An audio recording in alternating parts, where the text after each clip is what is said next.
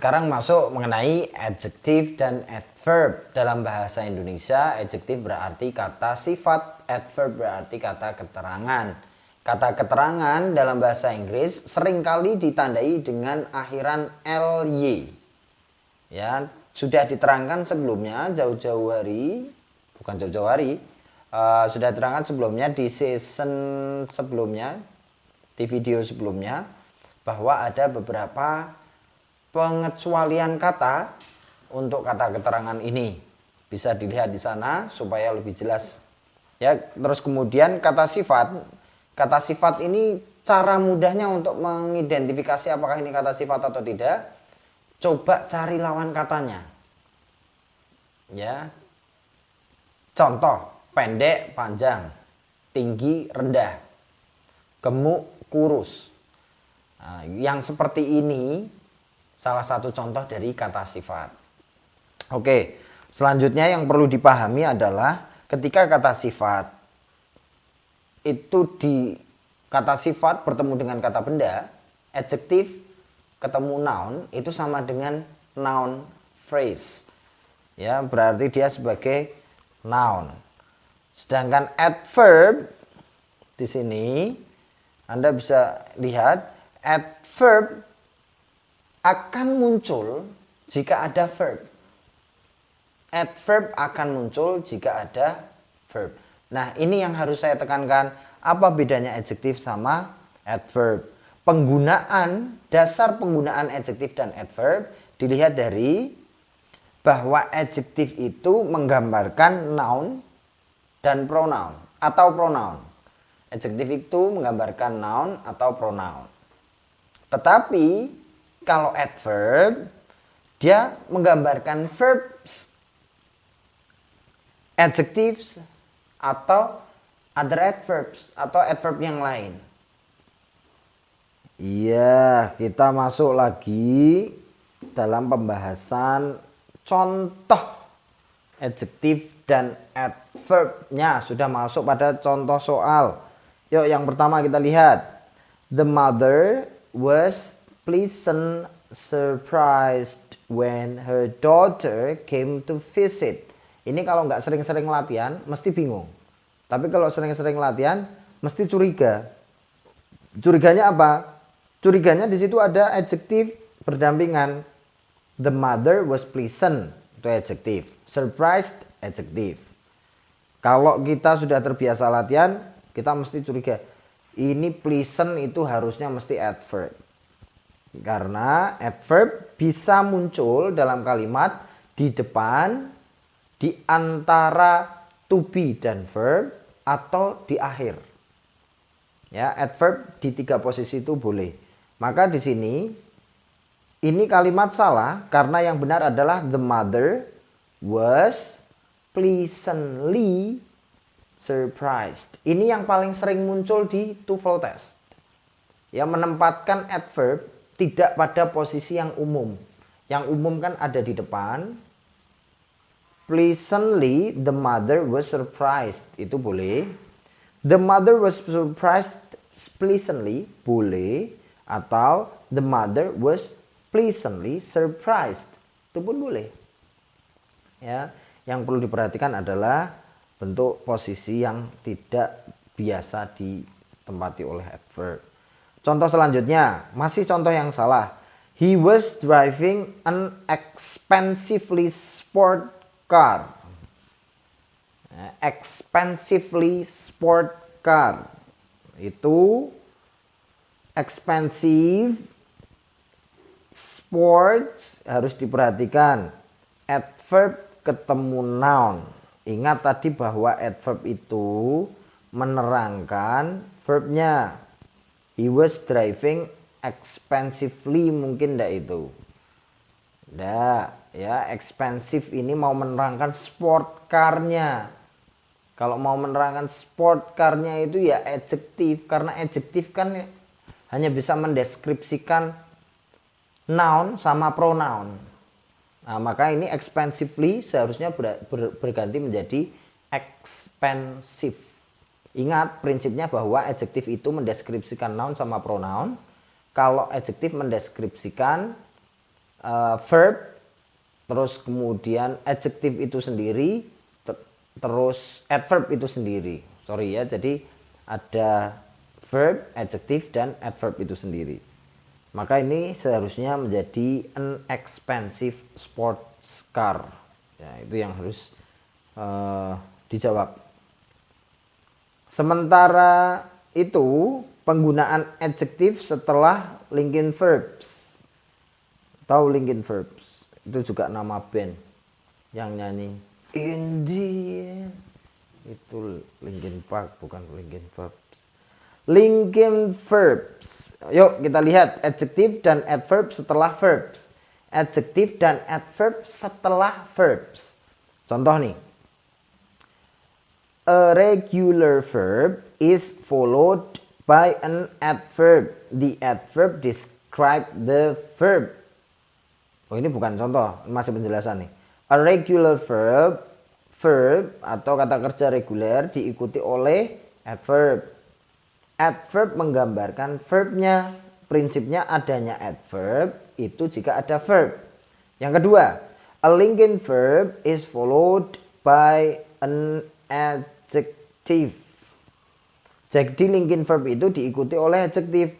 Adjektifnya menggambarkan subjek. Adjektifnya menggambarkan subjek. Jadi rumusnya itu subjek plus linking verb plus adjektif. Tapi adjektif ini munculnya di paling akhir untuk menggambarkan subjeknya. Itu yang harus dipahami. Terus kemudian keterangan ketiga.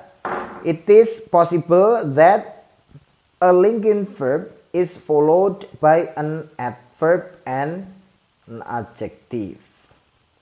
The adverb describe the adjective and the adjective describes the subject.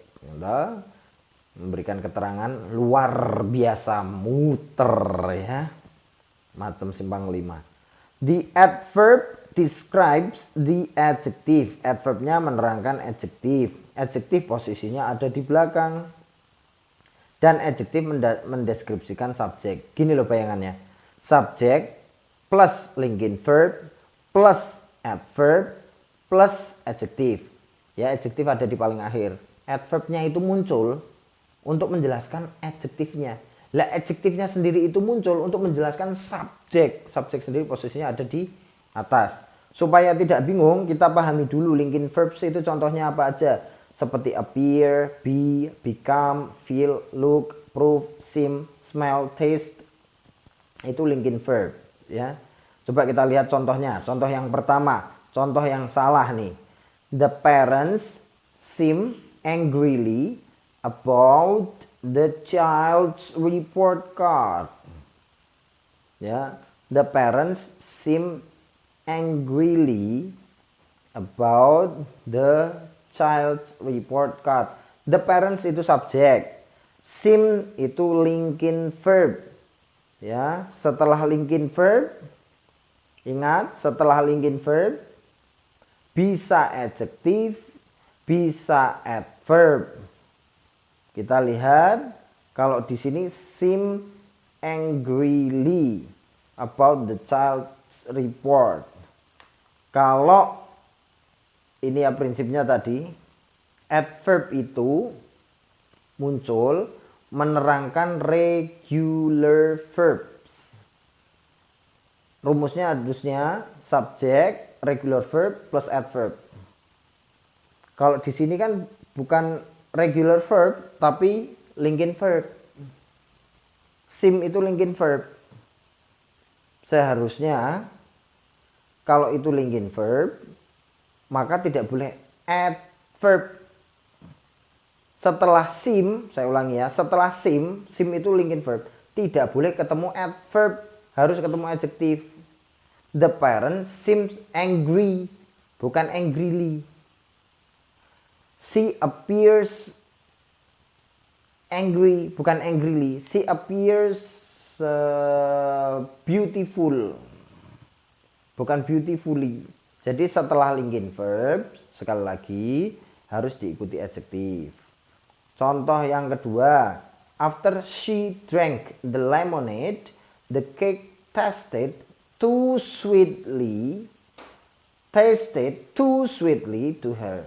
Ingat, tasted itu linking verb. Setelah linking verb harus diikuti adjektif, bukan adverb. Jadi di situ kalau sweetly salah, harusnya sweetly berubah menjadi sweet saja. Tasted too sweet. Oke. Itu yang harus ditekankan dengan sangat. Posisinya adjektif dan adverb. Satu kata adjektif comes before the noun it describes. Jadi muncul duluan sebelum noun yang dideskripsikan. Seperti contoh kursi biru. Blue chair. Jadi blue muncul duluan sebelum chair. Maksudnya seperti itu. It does not come directly after. Jadi bukan muncul setelahnya. Sedangkan adverb bisa muncul di posisi manapun, tapi tidak bisa digunakan di antara verb dan objek. Itu prinsip yang utama. Tidak boleh menempatkan adverb di antara verb sama objek. Itu tidak boleh. Tapi kalau menempatkan di antara to be dan verb, boleh. Atau menempatkan di akhir setelah noun, setelah objek, boleh. Menempatkan di depan sebelum subjek, boleh. Yang tidak boleh menempatkan di antara verb dan objek. Itu penting. Contohnya, yang salah nih. The store opened with a sale fantastic. Ini kebalik. Penjualan yang fantastis, kalau itu dalam bahasa Indonesia. Kalau dalam bahasa Inggris, sale fantastic menjadi fantastic sale. Prinsipnya adalah adjektif plus noun. Adjektifnya duluan, habis itu baru noun. Oke, contoh yang selanjutnya. The lawyer has. Contohnya, blue chair tadi. Jadi tidak seharusnya memunculkan noun duluan, habis itu adjektif, kebalik. Ya, kebalik. Jadi adjektifnya muncul duluan sebelum noun. Selanjutnya contoh yang salah.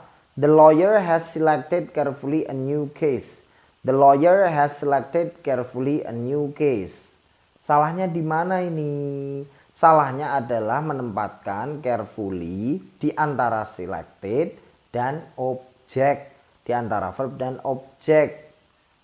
Tadi baru saja saya sampaikan bahwa tidak boleh menempatkan adverb berada di antara verb sama objek. Jadi seharusnya the lawyer has carefully selected, atau the lawyer has selected a new case carefully, atau carefully the lawyer has selected a new case. Itu. Selanjutnya adalah exercise 46-48. 46-48. They were unable to see where their friends were sitting in the theater because of the lights dim. Because of the lights dim. Ya, ini luar biasa menantang. Karena jawaban yang sebenarnya harusnya should be the dim light. The dim light. Karena kalau kita pakai perasaan saja, maka kita akan menganggap ini oke-oke saja. They were unable to see where their friends were sitting in the theater because of the light dim. Padahal seharusnya because of the dim lights. Ya, maka ini kalimat yang salah. Contoh selanjutnya. After the comprehensive exam, she looked exhausted by the experience. Ini sudah looked, ketemunya exhausted. Terlihat, exhausted itu kata sifat.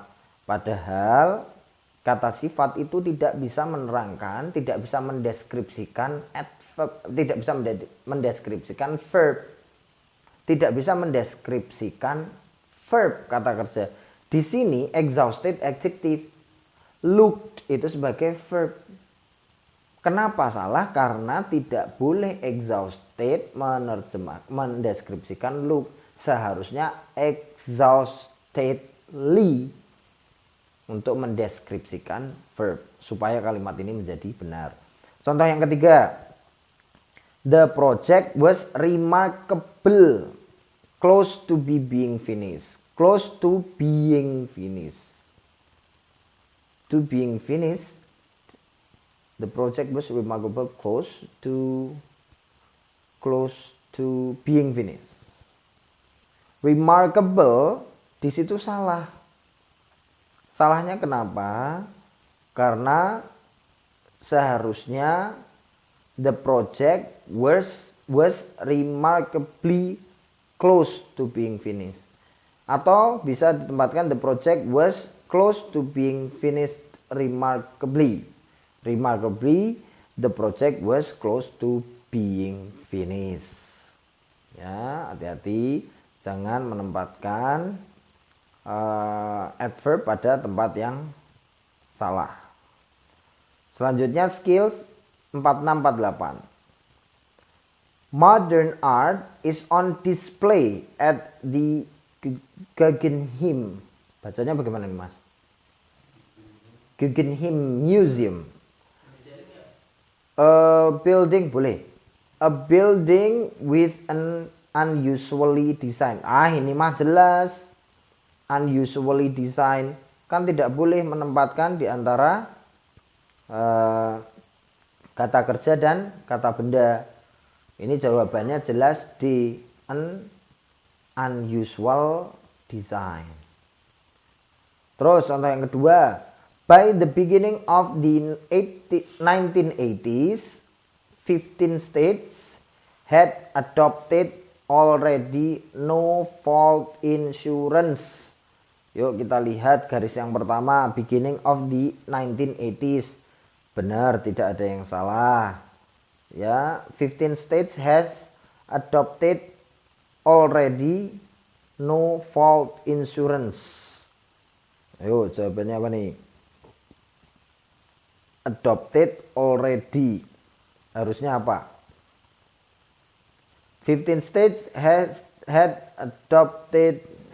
already adopted. Ya. Had already adopted no fault insurance law. Bukan had adopted already. Lanjutnya.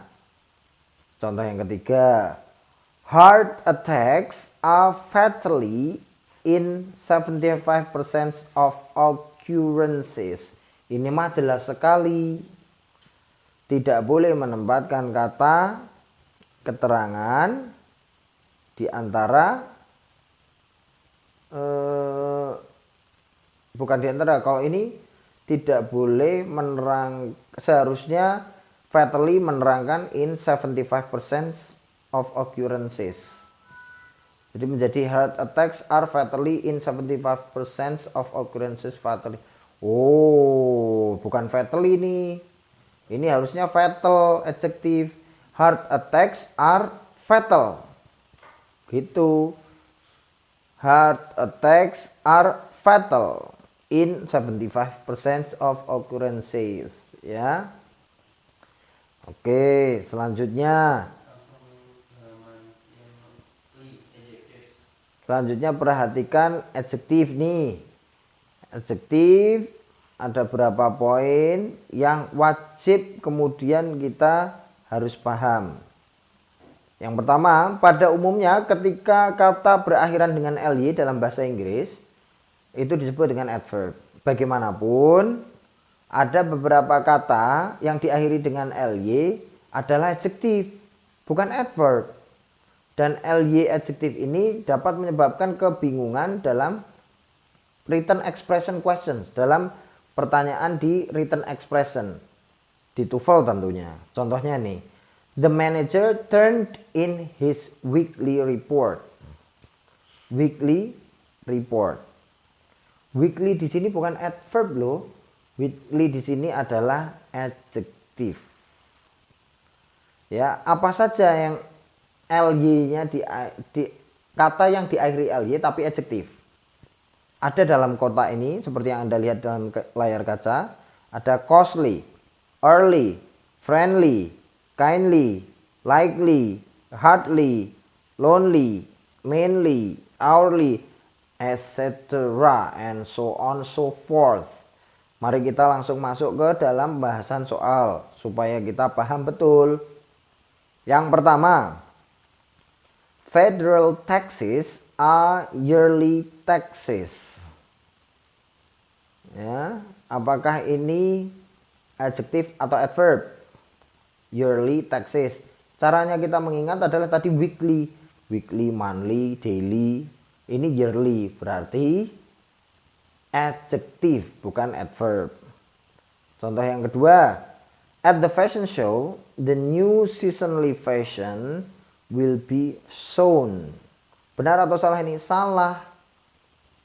Karena the new, ingat bahwa kata keterangan itu hanya menerangkan adverb, adjektif, dan verb.